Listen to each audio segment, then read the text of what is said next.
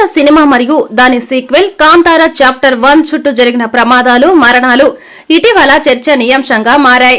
ఈ సినిమా తీవ్రమైన సాంస్కృతిక, ఆధ్యాత్మిక అంశాలను చిత్రీకరించడం, ముఖ్యంగా కర్ణాటకలోని తూలునాడు ఆచారాలు, దైవారాధనలను కథాంశంగా తీసుకోవడం వల్ల ఈ సంఘటనలు జరుగుతున్నాయని కొందరు అంటున్నారు.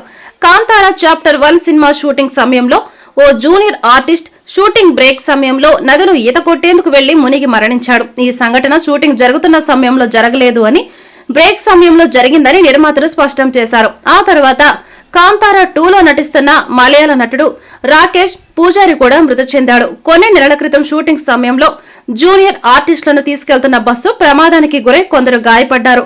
షూటింగ్ సమయంలో స్థానిక సంఘాలతో వివాదాలు, పర్యావరణ నష్టం, ఆరోపణలు కూడా ఎదురయ్యాయి. ఈ సినిమా దైవారాధన వంటి స్థానిక ఆచారాలను చిత్రీకరించింది.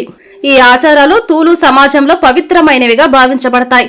కొందరు స్థానికులు ఈ అంశాలను సినిమాలో వాణిజ్యపరంగా చిత్రీకరించడంపై అభ్యంతరం వ్యక్తం చేశారు. ఈ అసంతృప్తి దైవ కోపంతో ముడిపడి ఉండవచ్చని కొందరు భావిస్తున్నారు.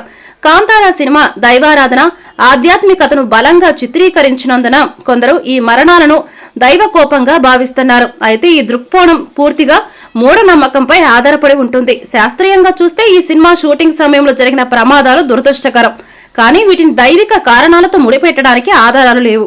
ఇవి షూటింగ్ సవాలుగా భాగంగా ఉండవచ్చు మరియు భవిష్యత్తులో ఇటువంటి ఘటనలు నివారించడానికి మెరుగైన భద్రతా చర్యలు అవసరం.